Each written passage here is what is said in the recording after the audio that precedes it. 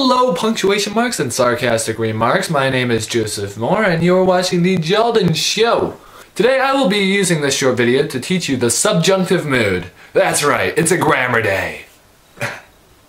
Essentially, the subjunctive mood expresses a possibility, a hypothetical present, if it were, but it can also be used in the past and future tenses.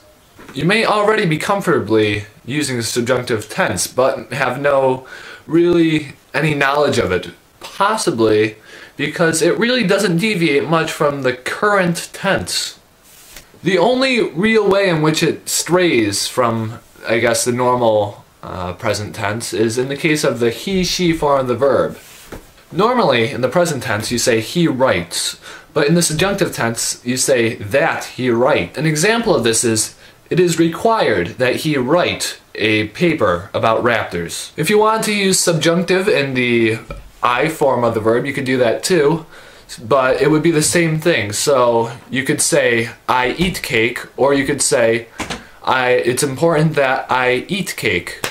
There really is no difference there. There is actually one verb in the English language where the subjunctive mood applies in really a significant way, and this is the verb to be. Or not to be. No, it is to be. You probably know all the forms of the verb. I am, you are, he is, we are, they are. In the subjunctive present, it's all be. So an example of this is, it's really important that I be on time. You can see that the subjunctive actually changes the form of the verb from the present tense, whereas you could say, I am on time. See the difference? It's am versus be.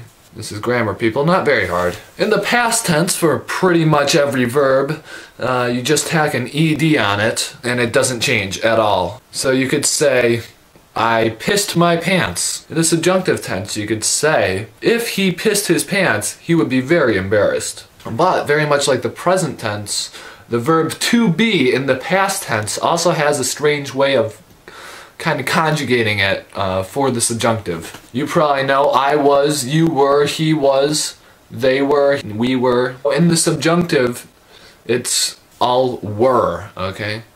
If I were a rich man, bada bida bida bida bida bida bida bum. Or if he were going to go to the store, I would ask him to buy some yogurt for my pet raptor. Or, if he were to go to the store, I would ask him to buy some yogurt for my pet raptor. And I may as well go over the future tense briefly. It's essentially just, you know, do what you normally do for the present for pretty much every verb. Except, once again, to be. You normally say, I will be, or he will be, or we will be, or you will be, right?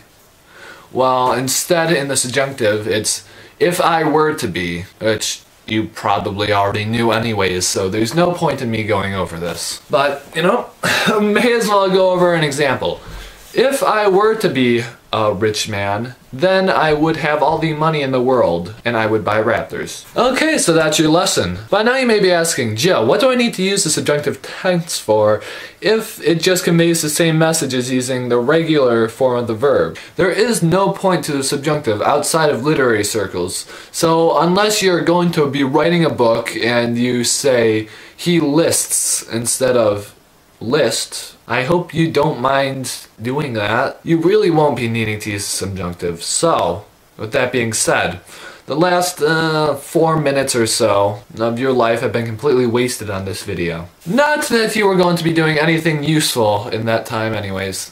At least you learned something. Well, that's all for this week. Bye.